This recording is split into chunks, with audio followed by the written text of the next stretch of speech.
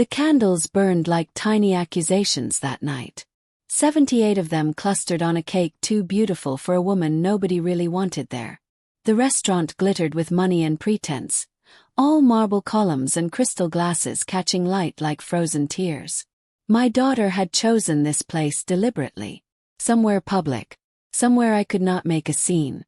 I should have known something was wrong the moment I walked in. The way her eyes slid past me like I was furniture. The way her fiancé Marcus barely nodded before returning to his phone. The table full of their friends, strangers to me, already laughing at jokes I had not heard yet. My daughter wore black that night. Silk that clung to her like ambition. Her hair swept up in a style that cost more than my weekly groceries. She looked expensive. Untouchable. Nothing like the little girl who used to crawl into my bed during thunderstorms. I sat at the far end of the table. Always the far end. The waiters moved around me like I was already a ghost. Champagne flowed. Appetizers arrived on plates that cost more than the food itself. Conversations swirled about investments and vacations and renovations. Words that felt like they belonged to a different species. Then my daughter stood. Tapped her knife against crystal. The room quieted with the obedience of people who knew a show was coming. Everyone, she said. Her voice carrying that practiced brightness of someone who has rehearsed in mirrors. Tonight we celebrate my mother. A woman who has taught me so much. Mainly that if you refuse to let go long enough, you stop being a person and start being a problem. Nervous laughter rippled through the crowd. I felt my hands go cold. Mom has this incredible gift, she continued, her smile sharp as broken glass. The gift of just existing. Taking up space. Breathing air that could go to someone with a future. So here is to you, mother. May your next chapter be brief, painless, and honestly, the best gift you could give me right now would be if you just died already. The words hit like a slap. The room held its breath. Then someone laughed. Then another. Soon half the table was chuckling, uncertain but willing. Marcus held up his phone, recording, whispering something about viral content and dark humor. My daughter raised her glass toward me. Her eyes glittered with something I did not recognize. Something that looked like satisfaction. Come on, Mom, she said when I did not respond. It is just a joke. You always take things so seriously. Lighten up. We are celebrating you. I stood slowly. My legs felt like they belonged to someone else. The table went quiet again, waiting. But I did not cry. Did not shout. Did not give them the scene they wanted. I just smiled. Small, careful smile. Then I walked out. Behind me, I heard my daughter laugh. Heard her say something about old people having no sense of humor. Heard Marcus agree. Heard the party continue like I had never been there at all. The valet brought my car. An old sedan that started on the third try. I sat in the parking lot for 20 minutes, hands on the steering wheel, watching my breath fog the windshield. Somewhere inside that restaurant they were eating cake. My cake. Laughing about the senile old woman who could not take a joke. I drove home through streets that blurred with rain I did not remember starting. The house felt enormous and hollow. Every room echoed with memories that no longer belonged to anyone. I walked through halls I had painted with my late husband Thomas. Touched walls we had chosen together. Stood in the kitchen where we had raised our daughter to believe that love meant sacrifice. But I had learned something that night. Love without respect is not love. It is just permission to be destroyed slowly. I made tea I did not drink. Sat in darkness. Listened to rain against windows. And somewhere around 4 in the morning, still wearing the dress I had chosen so carefully, I decided something that would change everything. I would give my daughter exactly what she wanted. Not my death. My disappearance. They moved in the next week. My daughter and Marcus arrived with suitcases and entitlement like they had been planning it for months. Maybe they had. We are just staying until the wedding, my daughter said, already measuring my living room with her eyes. Makes financial sense. Plus, you need someone to keep an eye on you. You are not getting any younger. Within 3 days, my bedroom became their office. My photographs came down. Their furniture replaced mine. They installed a smart lock on the medicine cabinet. For your safety, my daughter said. We just want to make sure you are taking the right pills at the right times. Then they suggested I move to the basement. Gently, kindly, with voices that dripped with false concern. Mom, the stairs are getting dangerous for you. What if you fell? What if something happened in the middle of the night? The basement has everything on one level. It is safer, more practical. We're just thinking of you. The basement had been Thomas's workshop, a place of sawdust and creation and the smell of wood varnish. Now it was dim and damp with a single bulb and a bathroom that barely worked. They moved my bed down, my clothes, my books. They took my television. They disconnected the landline. They made me invisible in my own house. I could hear them above me at night. Footsteps crossing my ceiling like thunder. My daughter on the phone with realtors. Marcus laughing about market value and motivated sellers. They thought I could not hear. Or maybe they did not care. One afternoon while they were out, I crept upstairs. The house looked like strangers lived there. Their art on my walls. Their dishes in my cabinets. On the dining room table, spread out like a plan of attack, were documents. Real estate contracts. Power of attorney forms. A will that was not mine but bore a signature that looked disturbingly close. I photographed everything with shaking hands. Then I went back to my basement and started making lists.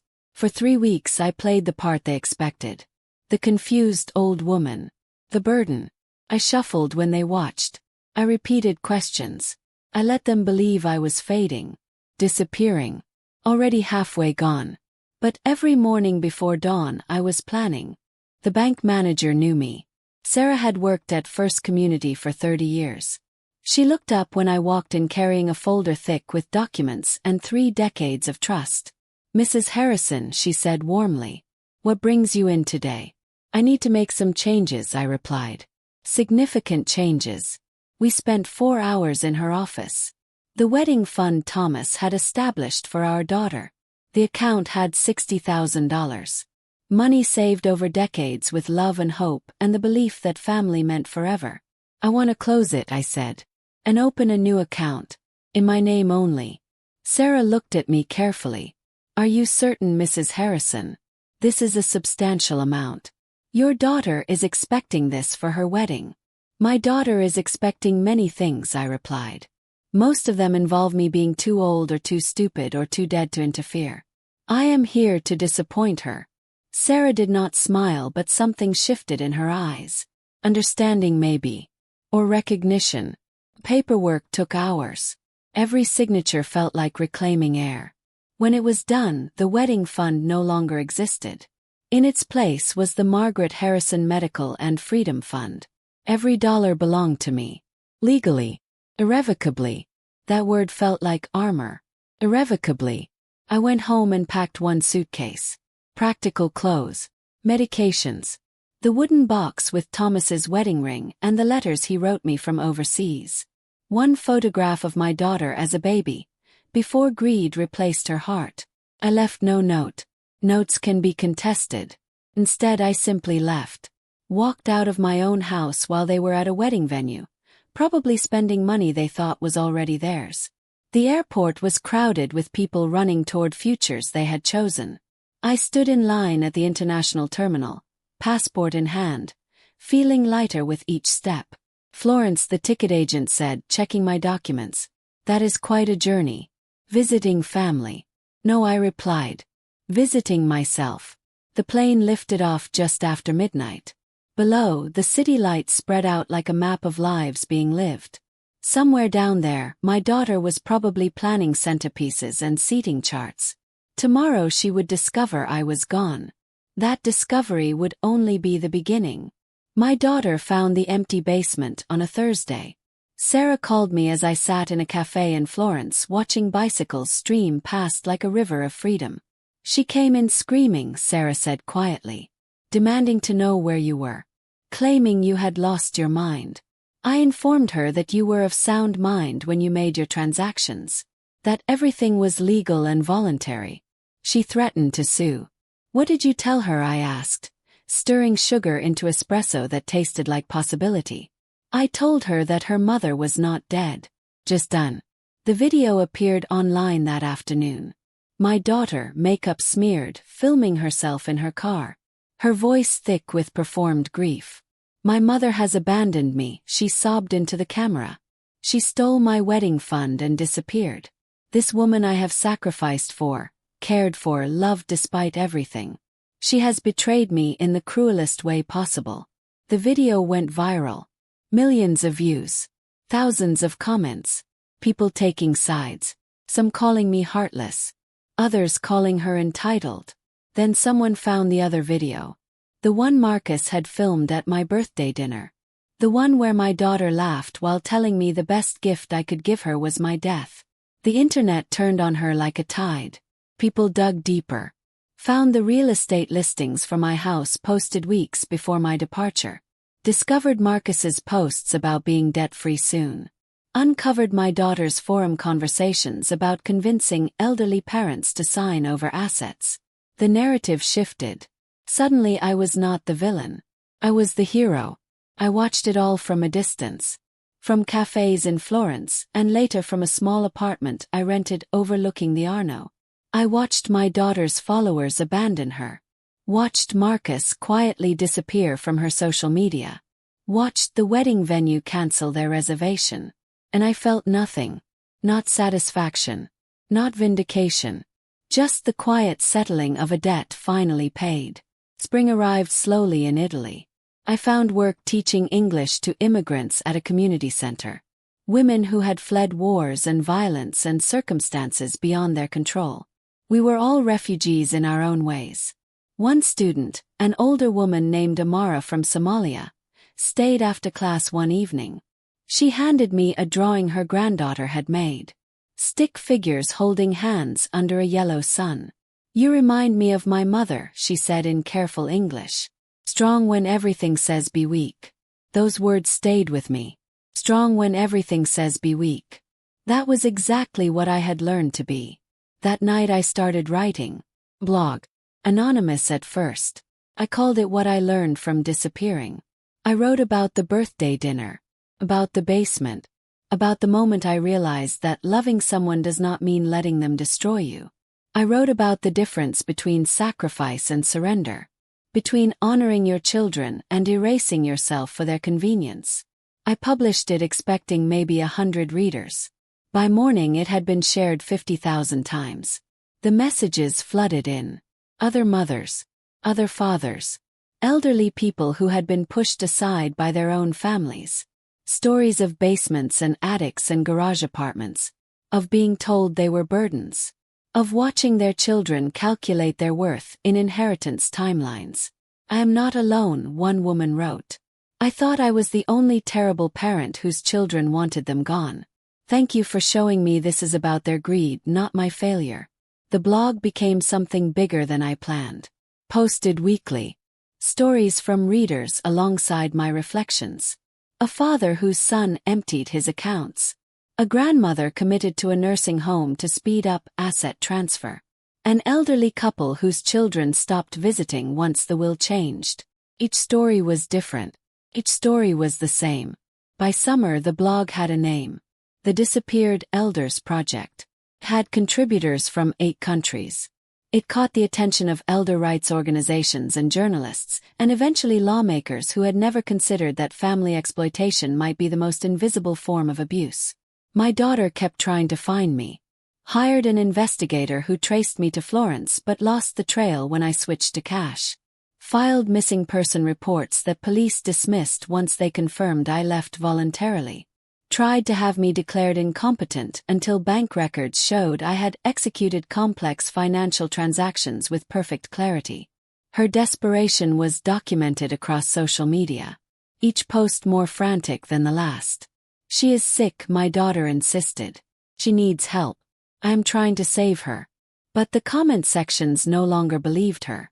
They had seen the videos. Read the blog. They knew what she was really trying to save. Marcus left her in June. A simple text message according to mutual acquaintances. "Cannot deal with your drama anymore." The wedding was cancelled. The house she had been so certain would be hers was now in an irrevocable trust. designated to become a resource center for displaced elderly individuals upon my death. Everything my daughter had counted on had evaporated. And I had done it without speaking to her once. But revenge, I was learning, does not taste as sweet as people imagine. Mostly it just tastes like distance. The call came on a Tuesday in August. Unknown number. Portland area code. Something made me answer.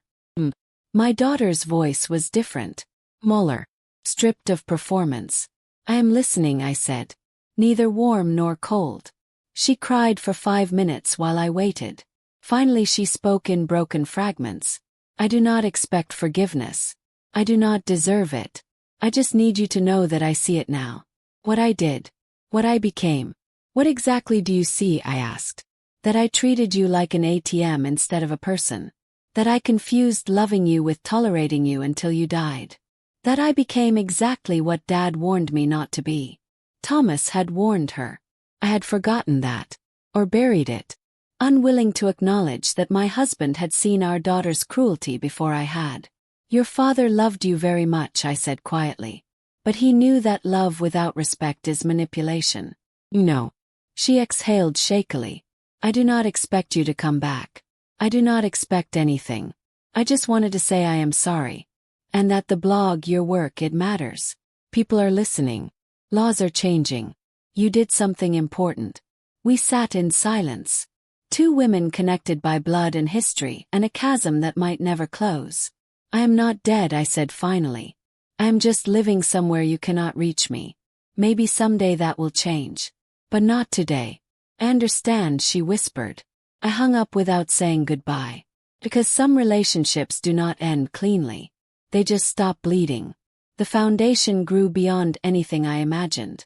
By year's end, we had helped 200 elderly individuals escape exploitative situations, partnered with legal organizations in 11 states, trained social workers on recognizing familial financial abuse. The blog became a book, published under my real name because hiding no longer served anyone. And I found something unexpected. Not the piece of resolution where everything ties up neatly, but the piece of boundaries. Of knowing I had done what I could and released what I could not control. On my 79th birthday, I celebrated quietly in Florence with women from my English class. We ate cake that Amara had baked. 7 layers of honey and cardamom. They sang happy birthday in a chaos of languages. No one made jokes about death. No one suggested I had outlived my usefulness. They simply celebrated that I was there. Present. Breathing. Still becoming. That night I received an email from Sarah with a video attachment. My daughter had sent it to the bank, asking it be forwarded if I ever checked in. In the video, my daughter sat in what looked like a small apartment. Her hair pulled back simply. No makeup. No performance. She looked tired but clear-eyed. Mom, she said to the camera. I sold everything. The furniture, the clothes, all of it. I donated the money to your foundation. It is not enough. It will never be enough. But it is what I have. She paused, swallowing hard. I am working now at a senior center, helping families navigate care options, sitting with people who do not have visitors, listening to stories about lives that matter even when their children have forgotten. And every single day I see you. I see what I almost became. What I still might become if I am not careful. She leaned closer to the camera. I do not know if you will watch this. Maybe you deleted it. Maybe you have moved on so completely that I am just a sad memory. But I need you to know that you were right. About everything. And I am trying. Not to earn your forgiveness. Just to become someone who might deserve it someday. The video ended. I watched it 3 times. Then I walked to the window. The Italian sunset painted everything gold. I thought about my daughter as a baby. The way she gripped my finger with complete trust. I thought about my daughter as a teenager, crying after her first heartbreak while I held her. I thought about my daughter at my birthday dinner, performing cruelty like she had rehearsed for it. And I thought about my daughter in that video, stripped of pretense, trying to build something from ruins she had created. People can change, Thomas used to say. But only if they are willing to be uncomfortable enough to grow. I did not call her that night, or the next week, or the month after, because forgiveness is not a light switch. It is a horizon that some people spend their whole lives walking toward without ever quite reaching. But I did save the video, and I added her email to my contacts. That felt like enough for now. The foundation continued expanding. By the second year, offices in 6 countries. By the third, we had influence policy changes in 15 states. Stronger laws against familial exploitation. Pathways for elderly individuals to regain control of coerced assets. I split my time between Florence and Rome. Training advocates. Meeting with legislators. Sitting with elderly individuals, learning that disappearing did not mean dying.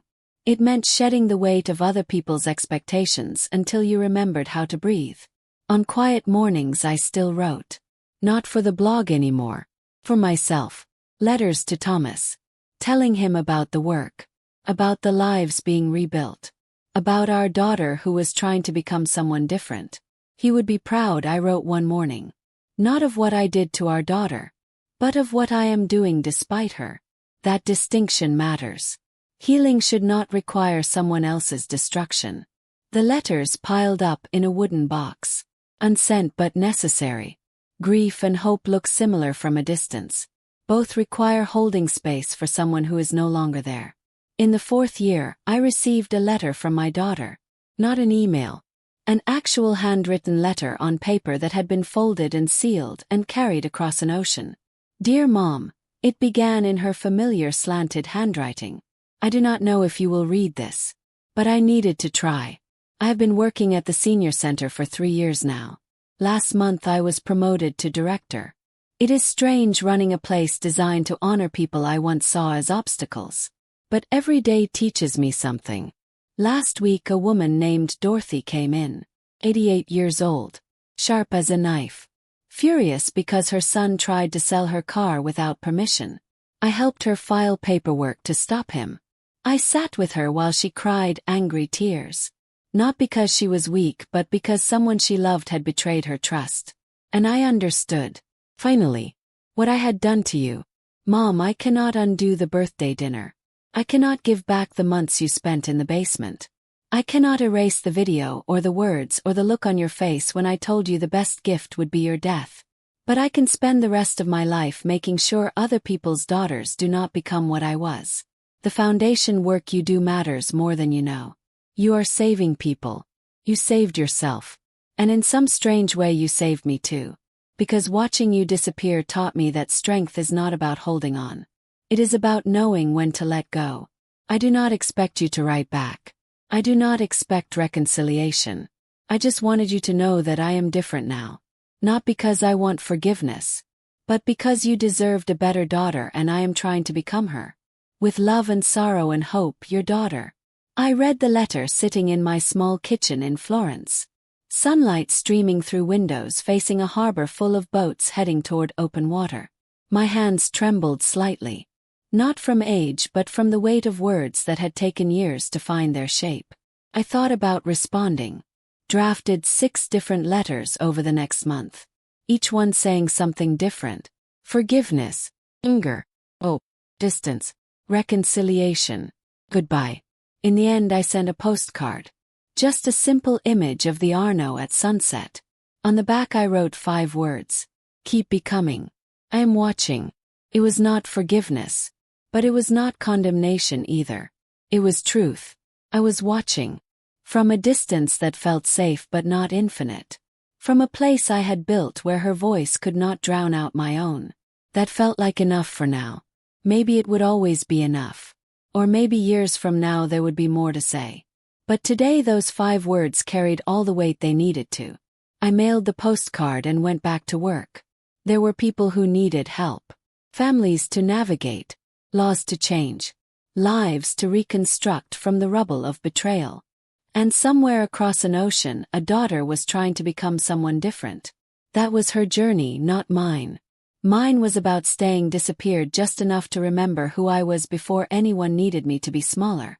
Years passed. The work continued. The foundation helped thousands. I aged, though people said I did it gracefully. Though I suspect graceful is just another word for refusing to apologize for surviving. My daughter sent letters twice a year. Birthday and Christmas. Never asking for anything. Just updating me on her work. Her growth. The elderly individuals she was helping.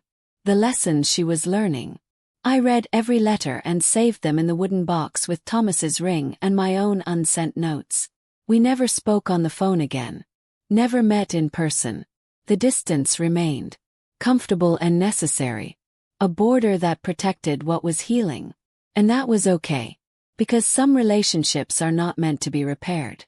They are meant to be transformed into something entirely new.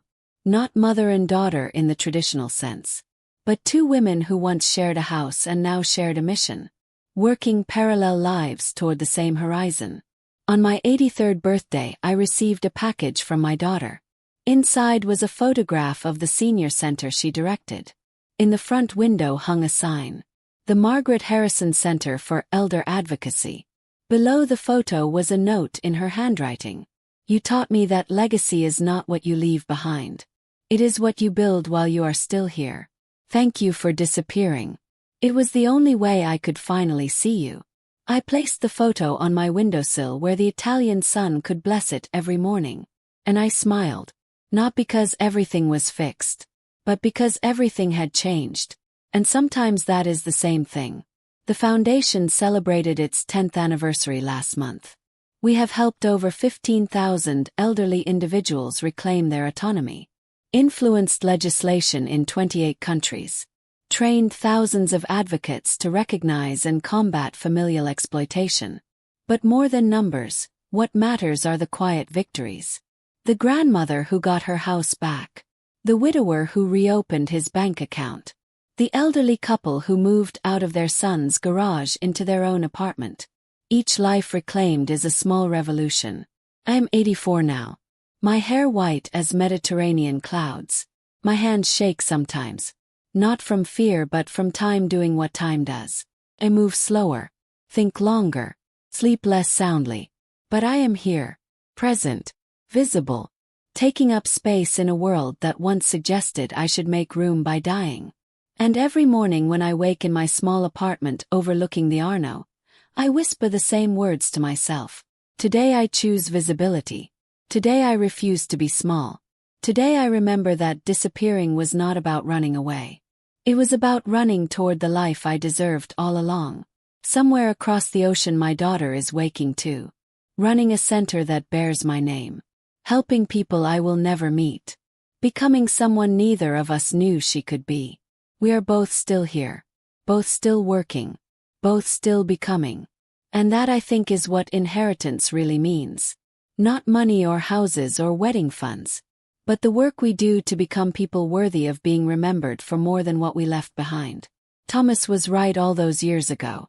The world does test your kindness every chance it gets. But what he did not tell me, what I had to learn myself, is that surviving the test does not mean being destroyed by it.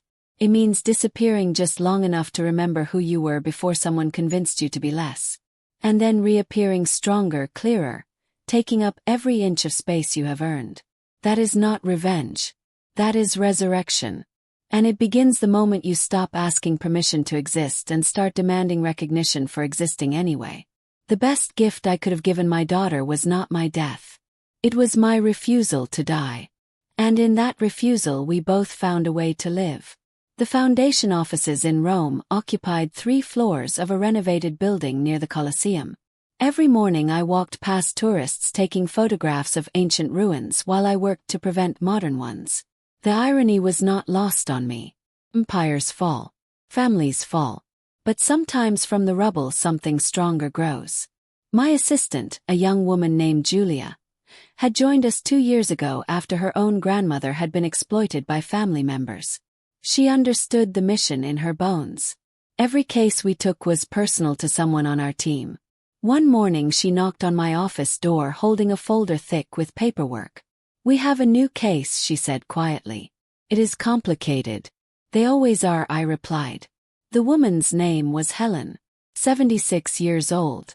Her son and daughter-in-law had convinced her to sign over power of attorney, then immediately moved her into a nursing home and put her house on the market.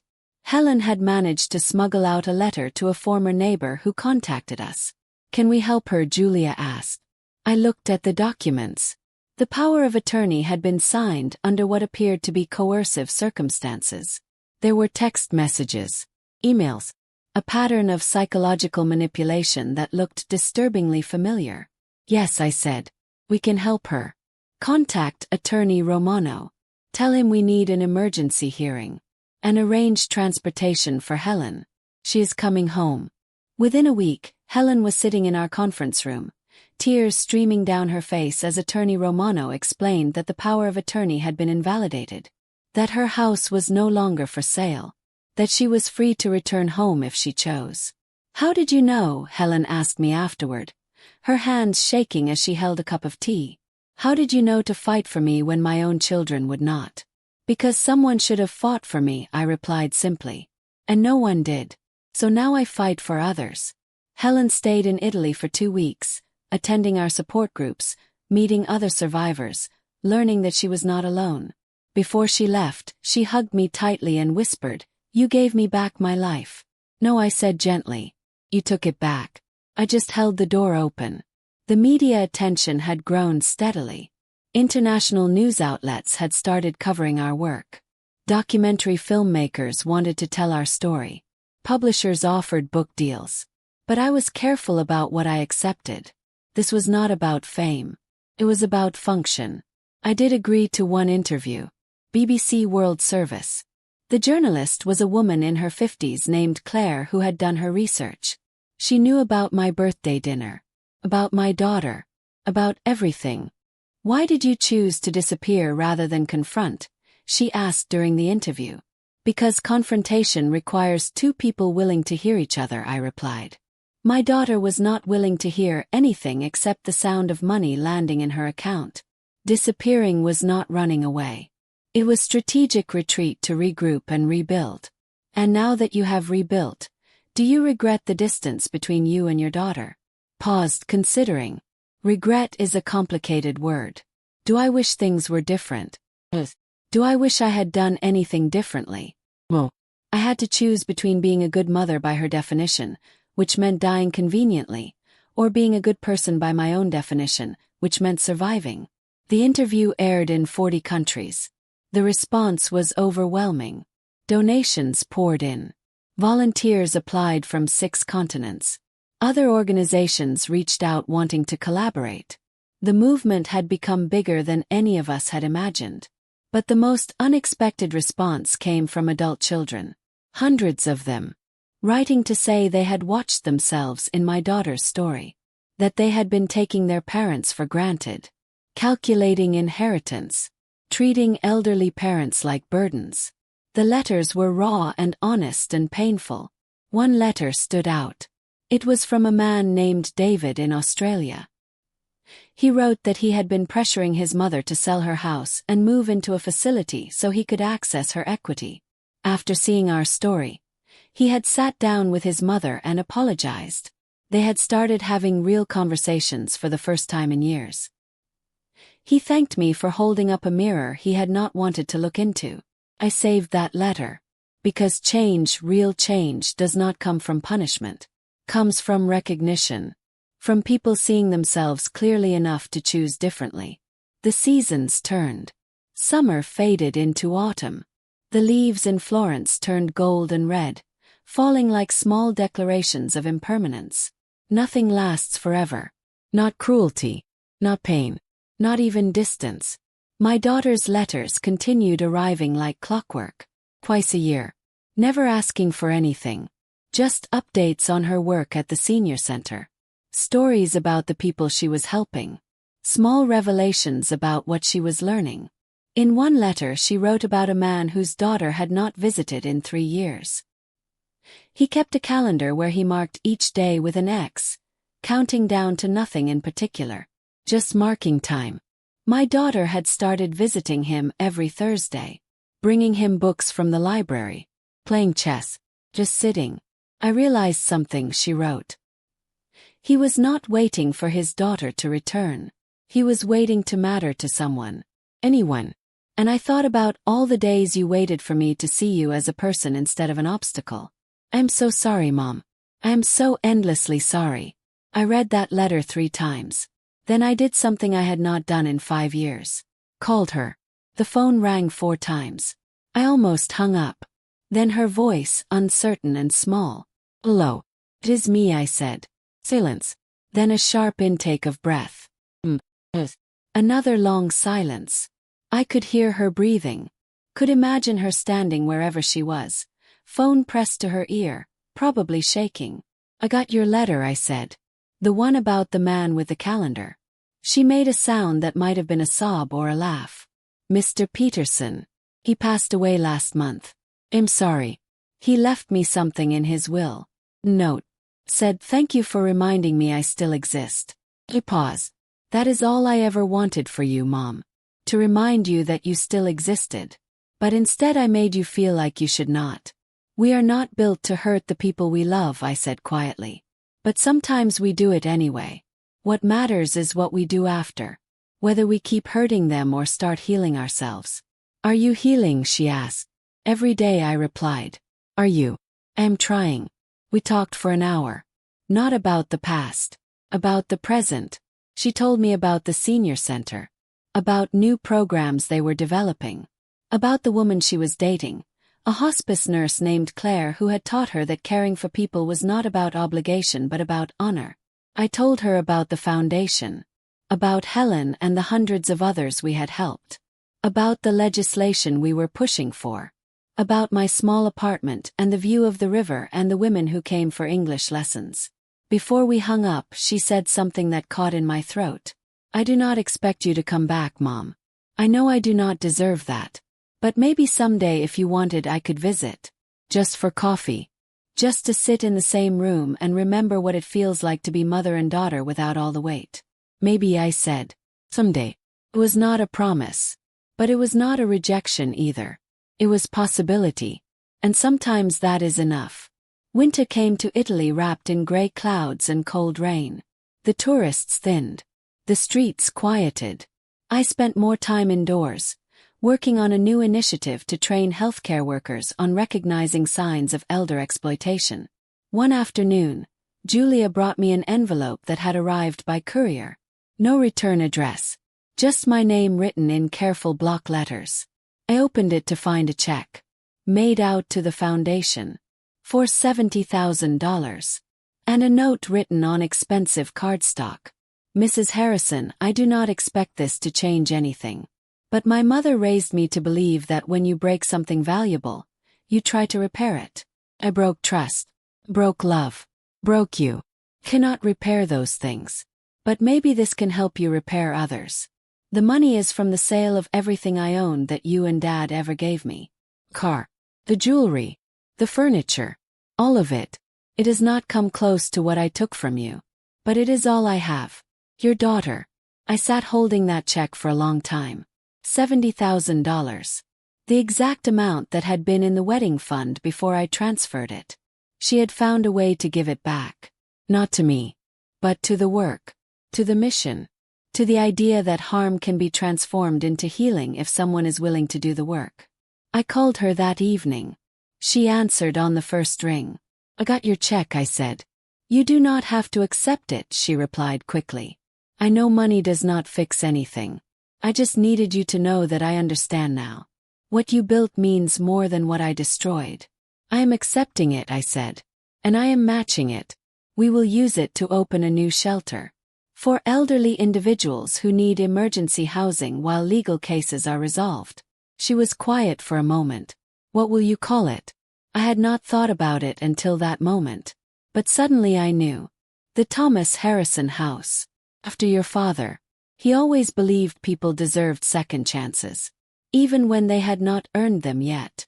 She started crying then. Real tears. Not performed. Just grief and gratitude mixed together until they sounded the same. Thank you, she whispered. For not giving up on the idea that I could be better. I did give up on that idea, I said honestly. For a long time. But you did not give up on it. That is what matters. We hung up and I sat in my apartment watching night settle over Florence. The river below reflected streetlights like scattered stars. Somewhere across the ocean, my daughter was probably sitting in her own darkness, holding her own hope. We were not repaired.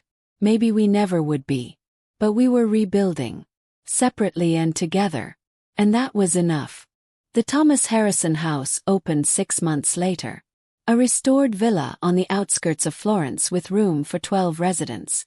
We staffed it with social workers and legal advocates and volunteers who had survived their own family betrayals. It became a place where people could heal while their cases were fought. Where they could remember what it felt like to be treated with dignity. At the opening ceremony, I stood in the garden watching elderly residents meet each other, sharing stories, laughing despite everything they had survived. The press was there. Local officials. Donors. Supporters. But the people who mattered most were the residents themselves. Each one a testament to the fact that it is never too late to reclaim your life. Julia approached me with her phone. "Your daughter is on video call. She wanted to see the opening." Took the phone. My daughter's face filled the screen. She was crying, smiling both at once. "It is beautiful, Mom. Dad would be so proud." "He would be proud of you too," I said. "For the work you are doing. For the person you are becoming." "I am not there yet," she said quietly. "None of us are," I replied. "That is why it is called becoming. Never stops." She nodded. Then she said something that surprised me. "I am planning a trip to Italy. Next spring. I thought maybe we could have that coffee. If you are willing." I looked around the garden.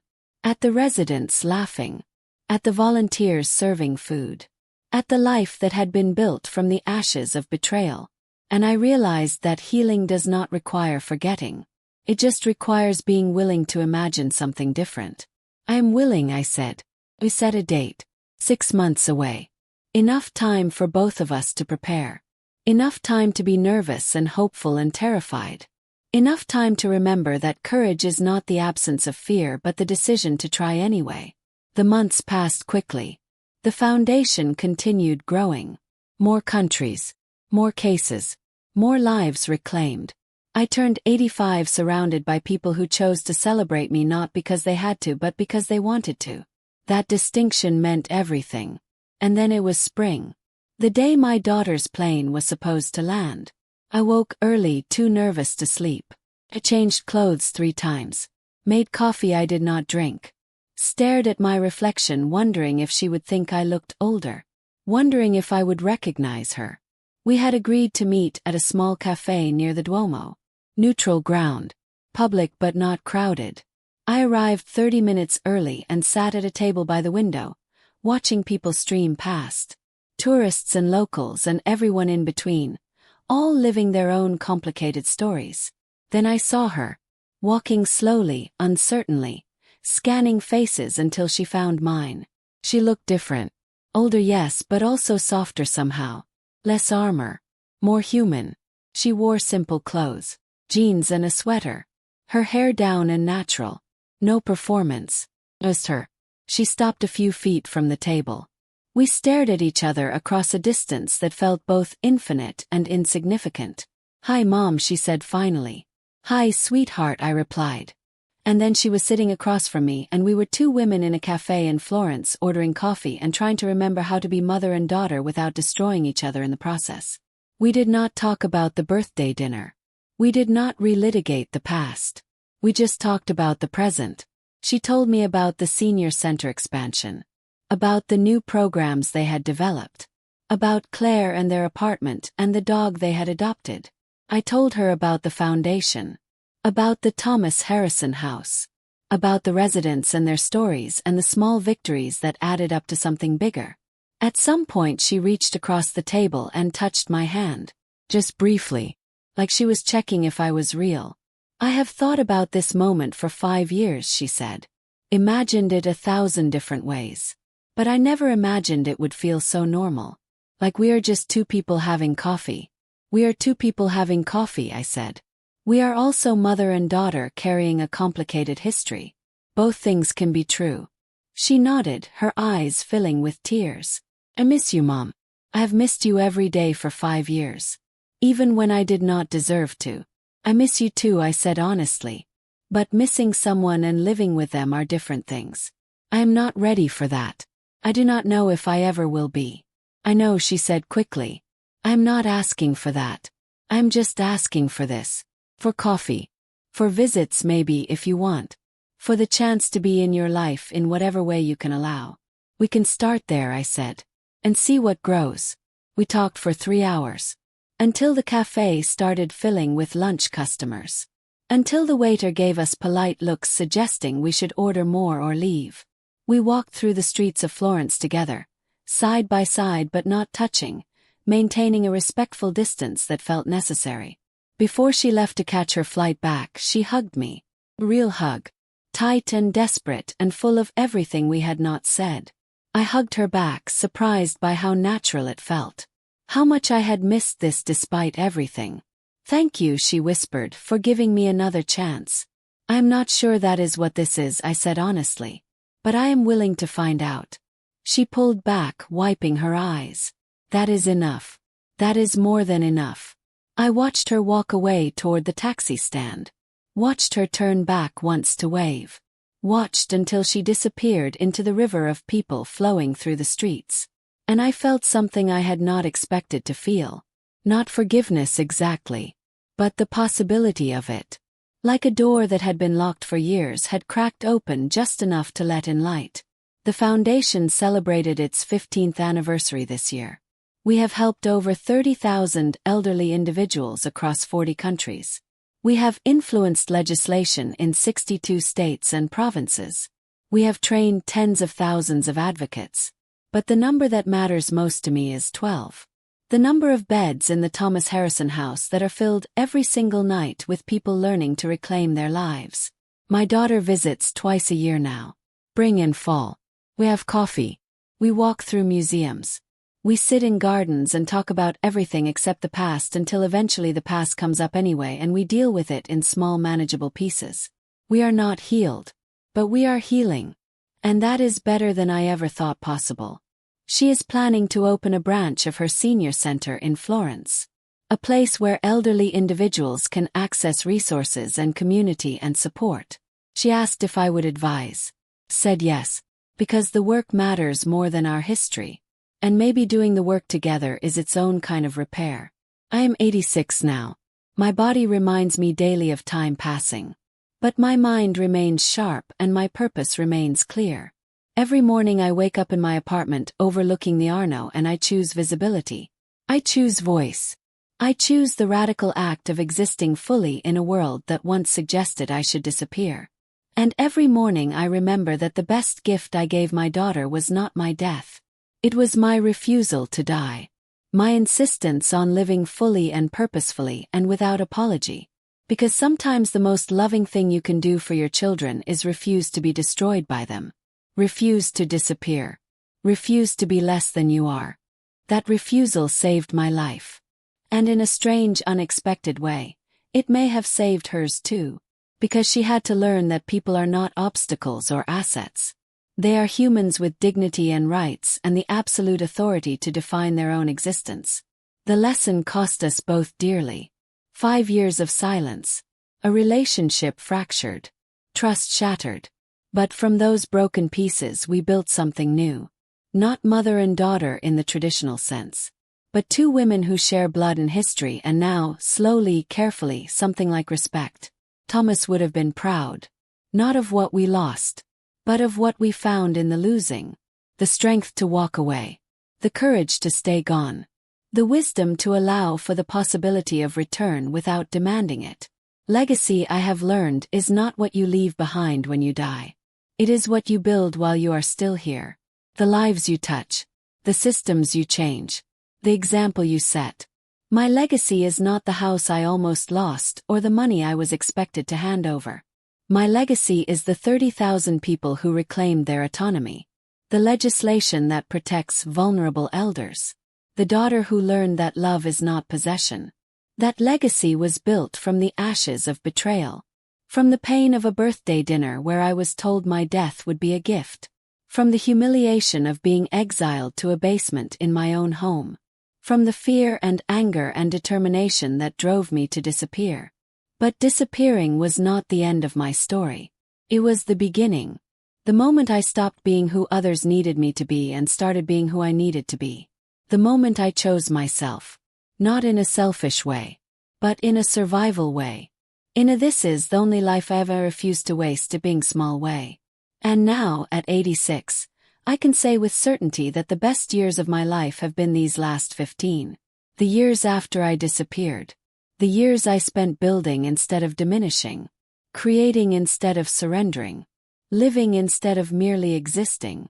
My daughter and I will never have a traditional relationship. Too much has happened. Too much trust was broken. But we have something real. Something honest. Something built on mutual respect instead of obligation. And that, I think, is better than what we had before. Because what we had before was performance. Her performing the role of dutiful daughter while calculating my worth. Me performing the role of grateful mother while diminishing myself. Now we are just two people choosing to show up. Choosing to try. Choosing to believe that change is possible even when it is hard. That choice makes all the difference. That choice is everything.